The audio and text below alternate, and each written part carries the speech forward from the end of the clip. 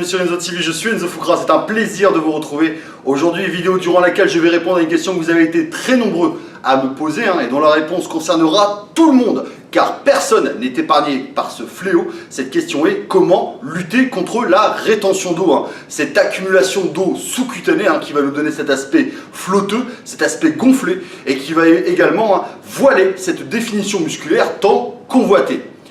Donc cette vidéo se voudra avant tout pratique et simple de compréhension. Donc je vais volontairement occulter toute la partie théorique, la partie scientifique. Donc je ne parlerai pas d'aldostérone, je ne parlerai pas non plus de mécanismes de pression, uniquement des conseils opérationnels que vous allez pouvoir appliquer pour lutter contre cette rétention d'eau.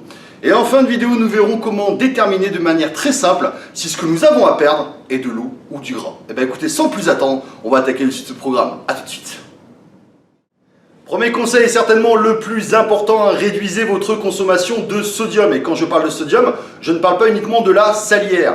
Le sodium qui est déjà présent dans notre alimentation, mais dont la surconsommation et la surprésence dans notre organisme va entraîner inéluctablement cette rétention d'eau. Donc évitez ces aliments à haute teneur en sodium, comme par exemple les plats industriels, les poissons fumés, les pâtisseries bien sûr industrielles, les apéritifs, les bouillons en cubes ainsi que les soupes lyophilisées sont bourrées de sel, les fromages à pâte dure comme le gruyère et l'emmental par exemple. Bien sûr, la malbouffe n'est pas en reste, avec en tête de liste la mythique pizza qui offre le combo fatal: sucre, glucides, gras et sel à foison.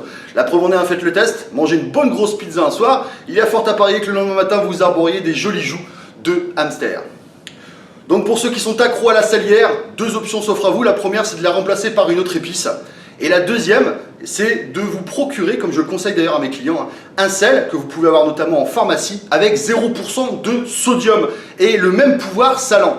Ce sel qui est souvent prescrit pour les personnes qui ont des problèmes d'hypertension, de dérèglement hormonal, de problèmes thyroïdiens. Non seulement il aura 0% de sodium, mais il sera enrichi en potassium et en magnésium, deux minéraux qui, nous allons le voir très bientôt, jouent un rôle primordial contre la rétention d'eau. Deuxième conseil, buvez de l'eau en abondance. Et force est de constater que généralement vous ne buvez pas assez. Alors ce conseil peut paraître contradictoire puisque dans la conscience collective, moins je bois, moins je ferai de rétention d'eau. Alors c'est totalement faux, vous allez même provoquer le contraire. Si vous maintenez votre corps dans un état de déshydratation et de manque d'eau, celui-ci, par instinct de préservation, par instinct de survie, va stocker le peu que vous lui donnez, que ce soit via ce que vous buvez, mais également via l'eau contenue dans vos aliments. Donc encore une fois, maintenez votre corps hydraté. Hydratation qui sera d'autant plus importante du fait que notre discipline nous astreint à un régime hyperprotéiné, la protéine étant par définition déshydratante. Alors la caractéristique des personnes souvent déshydratées qui boivent très peu, c'est qu'elles vont très peu souvent aux toilettes et ont une urine très colorée, très chargée, alors qu'à l'inverse, vous devriez aller beaucoup plus souvent et arborer une urine translucide, voire cristalline. Au niveau du litrage, rien d'universel, puisque nos besoins seront étroitement liés à nos caractéristiques physiques. Si j'ai un conseil à vous donner, buvez dès l'instant où l'ombre de la soif se profile. N'attendez pas d'avoir soif, la soif étant le premier stade de déshydratation. Au niveau du choix de vos eaux minérales, faites attention puisque certaines eaux ont une haute teneur en sel, donc regardez bien les étiquettes. Pour ma part, ce n'est pas un placement de produit, je consomme de la Courmayeur qui est une des eaux les moins chargées en sodium. Et au niveau des boissons, bien sûr, les alcools sont à proscrire ou alors à consommer avec parcimonie, du fait qu'ils soient généralement bourrés de sucre, mais également très déshydratants. Il en est de même pour le café, qui ne sera surtout pas assimilé à une consommation d'eau, puisque non seulement il sera déshydratant, mais il sera également diurétique. Et bonne nouvelle pour les amateurs de thé, vous pouvez vous en donner à cœur joie. Troisième conseil, attention à votre niveau de cortisol. Le cortisol, c'est cette hormone catabolisante, appelée également hormone du stress, dont le niveau sera très élevé après une séance intense en musculation. Niveau qui, s'il ne diminue pas, va contribuer à favoriser la rétention d'eau. Donc pour qu'il diminue, plusieurs conseils. Le premier, évitez le surentraînement bien sûr, et surtout en période de sèche, évitez les séances marathon.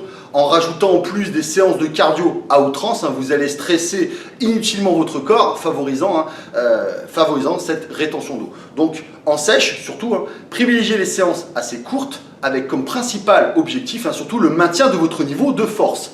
Deuxième chose, veillez à bien récupérer et surtout à bien dormir. C'est ce qui va contribuer à diminuer ce cortisol. Les personnes qui dorment très peu ou qui n'ont pas une bonne qualité de sommeil sont généralement beaucoup plus sujettes à la rétention d'eau. Quant aux personnes stressées, que dire si ce n'est inspirez profondément, voyez la vie du bon côté, relativisez, même si cela ne résout pas vos problèmes, ça vous permettra de les aborder avec un peu plus de sérénité et un peu plus de philosophie.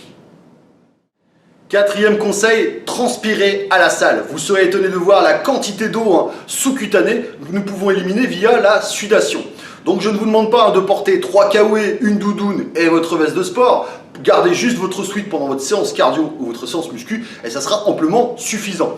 Vous pouvez même, pour stimuler cette sudation, opter pour un entraînement de type cardio, comme par exemple les circuits training ou alors un principe d'intensification visant à enchaîner l'exercice sans temps de repos, comme par exemple les supersets, les biceps, les triceps, les giant-sets, enfin bref, faites votre choix. Bien sûr, pensez à bien vous hydrater. Cinquième conseil, cette fois-ci on va parler alimentation, à privilégier les aliments riches en potassium et en magnésium. Ces deux minéraux qui vont jouer un rôle primordial contre la rétention d'eau. Le potassium qui va avoir tendance à réduire les quantités de sodium au sein de l'organisme, mais également stimuler la production urinaire afin de faciliter son élimination.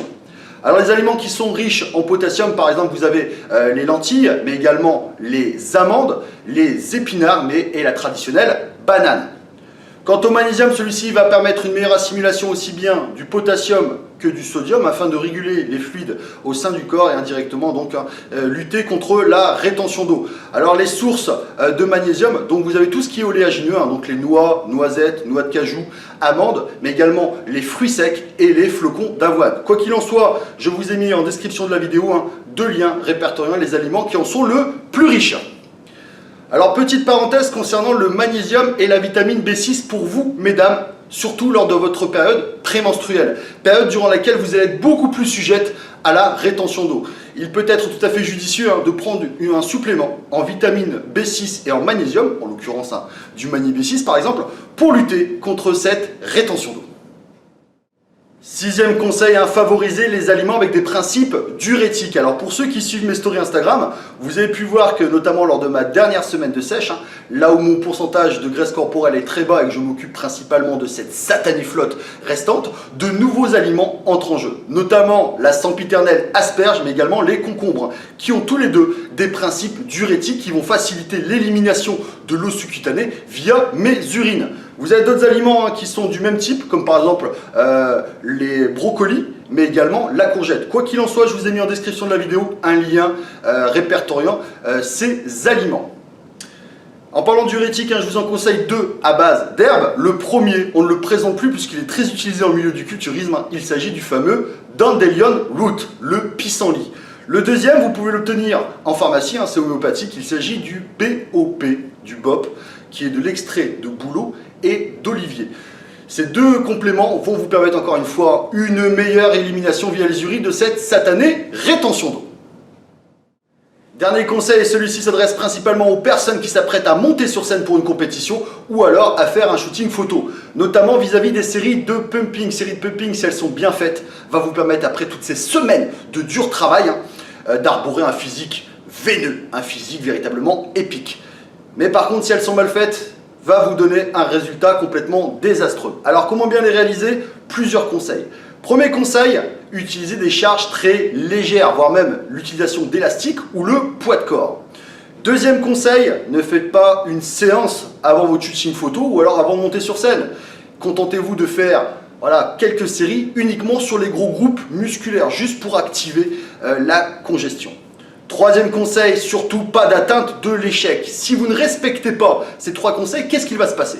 Vous allez provoquer au même titre qu'une séance classique une inflammation au niveau du muscle et cette inflammation va inéluctablement faire un appel d'eau, donc de physique épique, bien veineux. Vous allez arborer un physique digne du bonhomme Michelin. Donc encore une fois, privilégiez juste quelques séries sur les groupes musculaires et profitez, c'est votre moment. Voilà, avant de clore cette vidéo, comment déterminer si ce que nous avons à perdre est de l'eau ou du gras, c'est très simple. Pesez-vous un matin, appliquez tous les conseils que je viens de vous donner et reposez-vous, on va dire 3 jours plus tard. Si vous assistez à une diminution de votre poids, c'est que vous faisiez de la rétention d'eau. Si par contre votre poids n'a sensiblement pas changé, mauvaise nouvelle, c'est que c'est du gras et vous allez devoir faire un effort sur votre diète. Effectivement, aussi gênante soit-elle, la rétention d'eau par contre est très rapide à perdre. C'est juste l'histoire de quelques jours.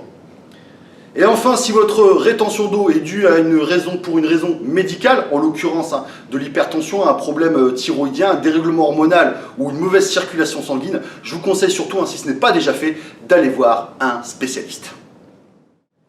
Et voilà qui conclut cette vidéo sur la rétention d'eau et mes conseils pour lutter contre cette dernière. Voilà, je vous invite à aller sur mon site internet enzocoach.fr si vous voulez bénéficier d'un coaching distance, que ce soit en termes de plan alimentaire ou de plan d'entraînement personnalisé. Le lien du site sera en description de la vidéo. Et je tiens également à remercier mon partenaire Prozis pour la confiance qu'il me porte. Prozis qui vous offre moins 10% sur chacune de vos commandes et ce en permanence avec le code qui s'affiche dès à présent. Donc merci à eux et merci pour leur confiance. Donc voilà, cette vidéo est terminée, j'espère qu'elle vous a plu. Si c'est le cas, n'hésitez pas les amis, abonnez-vous à la chaîne, mettez un petit pouce bleu, ça fait toujours plaisir, ce petit signe de soutien.